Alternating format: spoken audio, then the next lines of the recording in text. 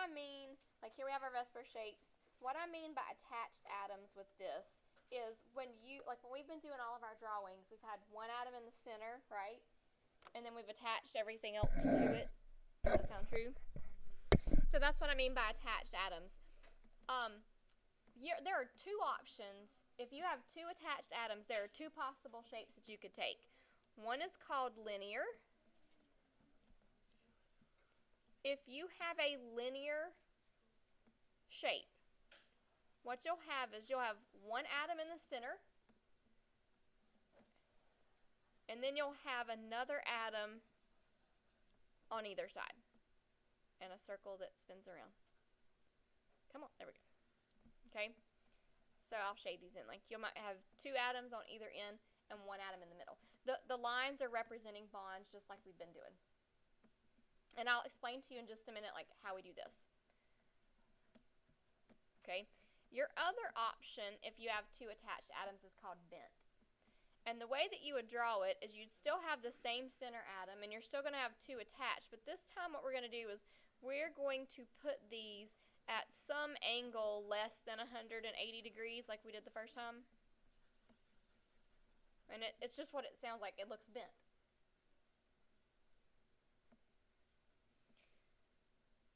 Okay, if we have three attached atoms, you have two options again. One of them is called triangular planar.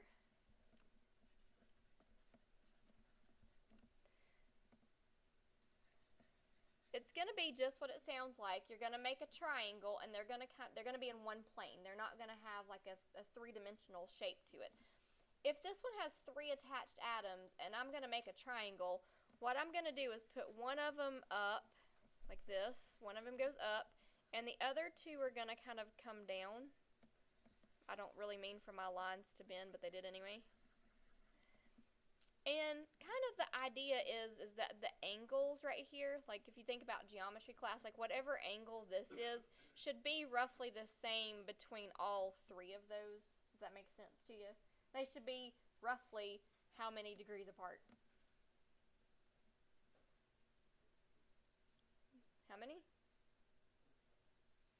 45, 60. Y'all, how many are in a circle? 360? Right? So divide that by 3. They should be roughly, somewhere around 120 degrees apart. That's not exactly what they're going to be, but it should be approximate. Okay? Your other option is what's called pyramidal. And within the word pyramidal, you see the word pyramid? Okay, so it's going to be kind of like this, except it's going to make like a tripod. You're going to have the one at the top, and then these are going to all go at the bottom. Like one will be here, one will be kind of here, and then there's going to be another one that kind of goes back in space. Like two come out at you and one goes back like a little tripod.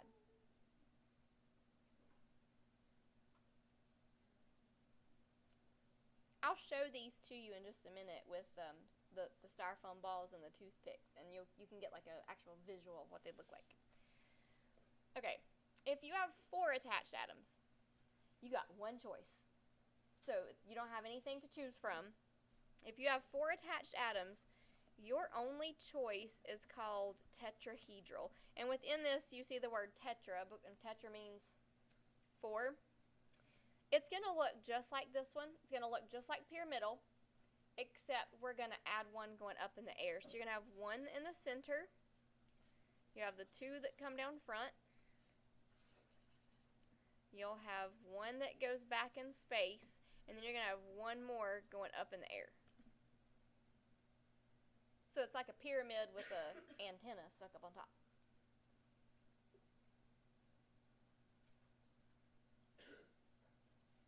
So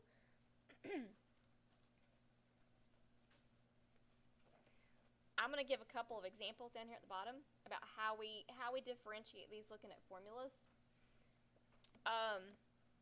Let's see. Let's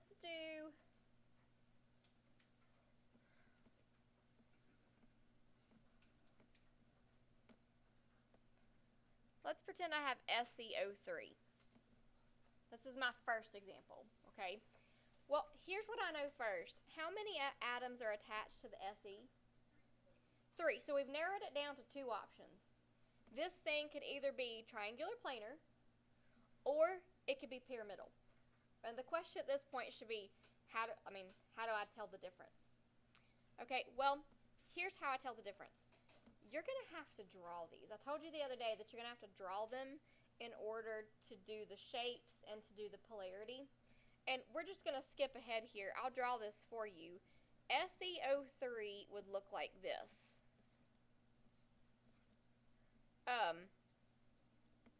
It's going to have a double bond and 2 single bonds. Here's the thing with these.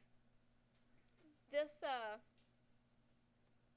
top one, I'm going to take those out if I can. Alright, there we go. This top one has 3 bonds and no unshared pairs. The bottom one is going to have an unshared pair up at the top. That's the difference between these. They both have 3 attached atoms, but if it's triangular planar, there's no extra electrons, and if you have pyramidal, there's always going to be an unshared pair. So what you're going to have to do is draw it and then look at it. Are there any unshared pairs on this thing? Do you see any extra electrons around this? No.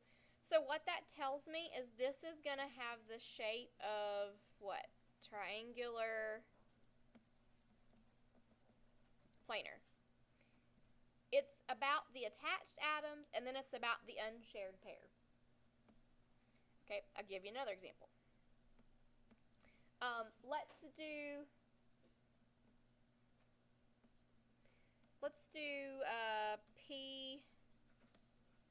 PCl3. Okay, if we do PCl3, I'm going to have a P in the middle, and there's going to be 3 chlorines attached, and it's going to look like that. Like the P has an unshared pair above it, and I mean all these chlorines would have the extra dots. I am not concerned though with the unshared pair that are on the chlorines. Everything is about the center atom. I'm only concerned with this right here. Okay? I've got a P with 3 bonds and an unshared pair. So, which category am I in? Middle one, because I've got 3 attached atoms. Do I have an unshared pair this time? Right there at the top? Yep. So, this one is going to be the shape of pyramidal. I was going to try to do it in red and I didn't want to do it. There we go.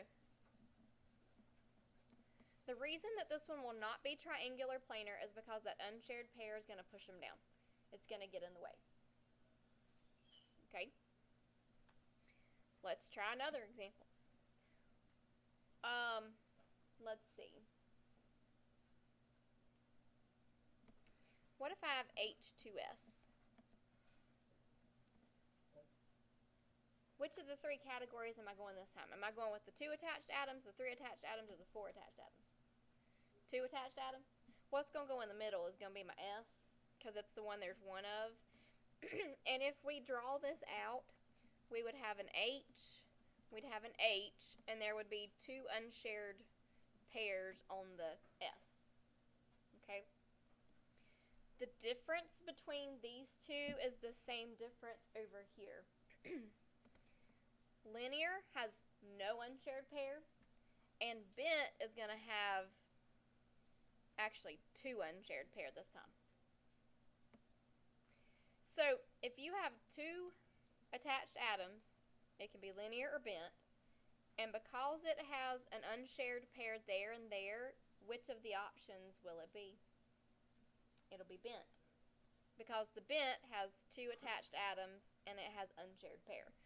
So if we actually wanted to go in and draw this with its actual shape, we would have an S, and then I would bend the H's down towards each other, and I would put the 2 shared pair up here at the top. You see what I just did? And I drew it more like its shape. Could I draw this one more like its shape?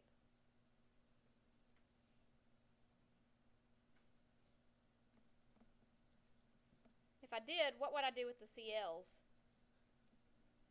Would I kind of aim them down like that? And show that they go down toward the bottom instead of making everything look like perpendicular lines. This one I already kind of drew in its shape, didn't I? I drew it with the idea of like 1 up and 2 down at an angle.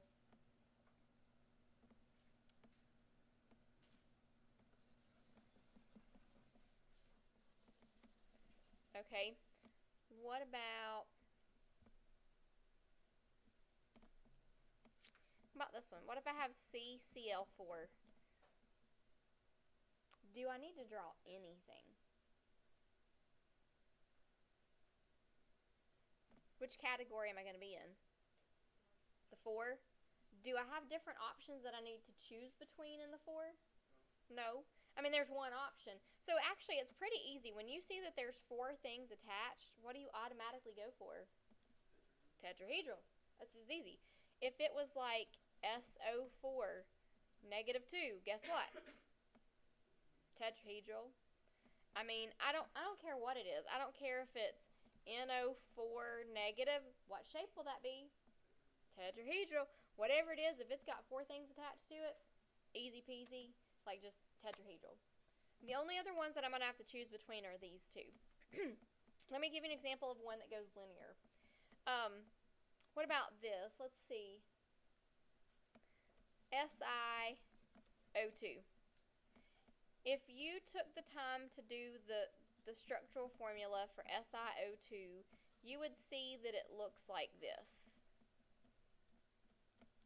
You would have an S in the middle, and, oh, I did S, SI, just kidding, like that. Is that better? SiO2. You would have SI in the middle, and you would have 2 O's attached to it. Okay, this one is a little different too, that I have double bonds. It doesn't matter if these are single bonds or double bonds. That's not what it's about. I've got 2 things attached to it, so it has to fall in this category, right? Do I have any unshared pairs of electrons, up here or down here? Nope. So since I don't have any, that leaves me with the shape of linear. When I choose the shapes, it's not about single, double, or triple bonds. It's all about how many things are attached to the central atom, and do I have unshared pairs of electrons to change my shapes? Okay? When we come back from lunch, I will show you, like with actual, like stick figures, how these things look different from each other, and we'll take some time to practice it, okay? You can rewatch this if you want to, and